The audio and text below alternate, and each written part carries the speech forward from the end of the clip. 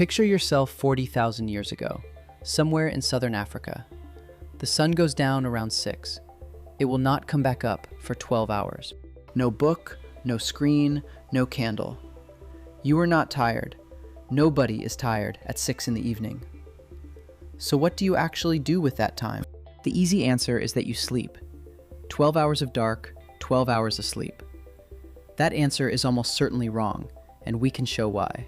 In 2015, a team led by Gandhi Yetish published sleep data in Current Biology from 3 groups: the Hadza of Tanzania, the San of Namibia, the Tsimane of Bolivia. They wore movement trackers for over 1,000 nights combined. Actual sleep came out between 5.7 and 7.1 hours, less than many office workers get.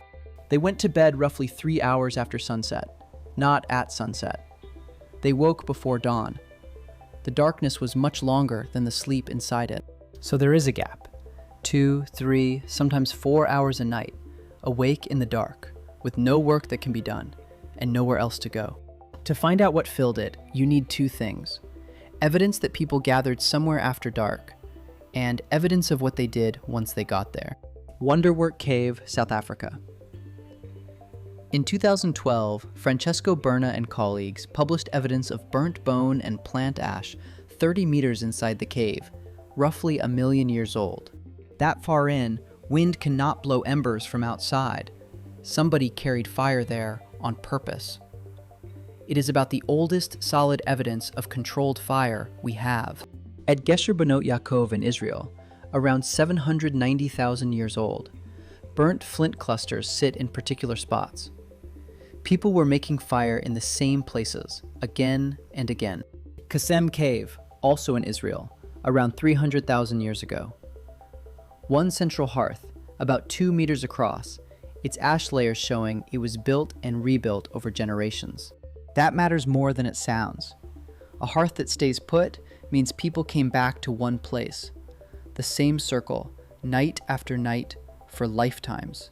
And a fire builds a very specific room. Useful light reaches 3 or 4 meters. Past that, nothing. Everyone who wants to see sits inside that ring.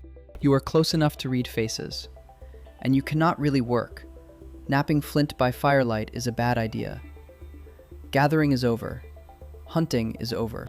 So the hours exist and the work does not. What fills them? Here, archaeology runs out, and we have to go and listen to living people. In 2014, the anthropologist Polly Wiesner published something quietly remarkable in the journal PNAS. She had been working with the Jinhuansi of the Kalahari since 1974. For decades, she recorded conversations. Not interviews, just talk, as it happened, in camps in Botswana and Namibia. Then she sorted the transcripts by time of day. Daytime talk was mostly business, economic matters, land and water, who did what for whom. And a very large share of it was criticism and complaint, gossip about behavior, arguments over how the meat got shared, plans for tomorrow. The abrasive daily machinery of keeping 30 people functioning. Then the sun went down. The same people sat at the same fires with the same neighbors, and the subject matter changed almost completely. Wiesner found roughly 81% of firelit conversation was stories. Not 81% more stories than daytime. 81% of everything said. Stories about people. Named individuals, living and long dead. Journeys to distant camps. What happened to somebody's grandmother? Comic disasters. Hunts that went badly wrong. The complaining stopped. The logistics stopped. Daylight belonged to the hard business of getting along. The night belonged to something else entirely. Something about darkness and firelight switched the topic. That switch is worth taking seriously, because it may be one of the oldest habits our species has. Here is one explanation. It is a good one, and it is not proven. Daytime talk is about the people you can see. Night talk is about people you cannot. In the conversations Wiesner recorded, most named characters were absent. Relatives in camps days of walking away. People who had died. Ancestors nobody present had met. A forager's real social world is far bigger than the 30 people at the fire. It stretches hundreds of kilometers, across relatives you might badly need one day. You maintain those ties with talk. You keep a person alive in the group's memory by telling stories about them until the next time you walk to their camp. Robin Dunbar, who studies human social group size, has argued that firelight bought us extra social hours. Time to bond in groups far too big for grooming. Now the honest part. We have hearths. We have ash and soot layers and burnt bone, and that 2-meter circle at Qesem, dug and redug for generations. We do not have one word that was said at any of them. Everything you just heard is inference from living hunter-gatherers. And living hunter-gatherers are not fossils. The Jinhuasi of the 1970s were modern people with their own long history. Their nights show what human nights can be, not what Ice Age nights were. Still, one more line of evidence suggests those nights were busy. It comes from simply watching who in a camp is actually asleep. In 2017, David Sampson, Alyssa Crittenden, and colleagues fitted sleep trackers to Hadza adults in Tanzania and tracked one camp across about 220 hours of night. Across all 220 hours, there were about 18 minutes when every single person was asleep at the same time. 18 minutes out of 9 nights of darkness. Not insomnia, just difference.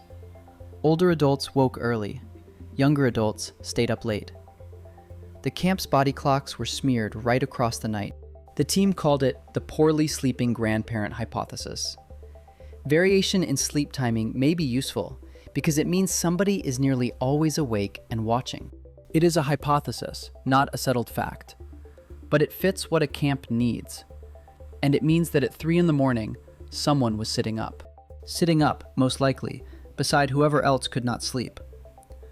Which brings us to what may have been happening in the middle of the night. In 1992, the psychiatrist Thomas Fair ran an experiment.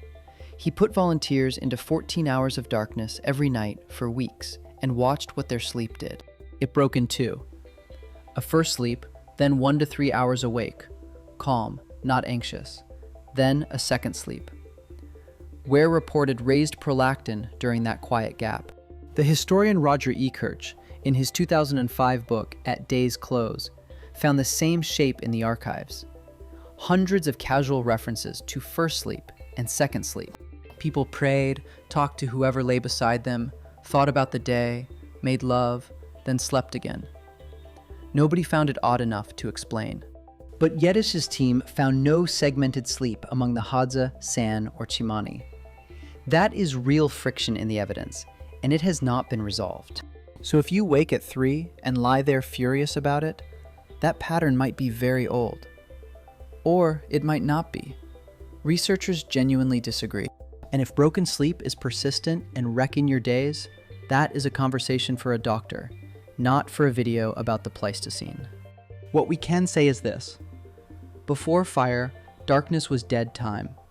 After fire, there were 3 or 4 hours a night that belonged to nobody's work. Into that gap went stories, jokes, the names of the dead, people you might never see again. The campfire did not just cook, it made the evening. You are still doing it. The screen is the fire. After dark, we stop being practical and start telling each other about people who are not in the room.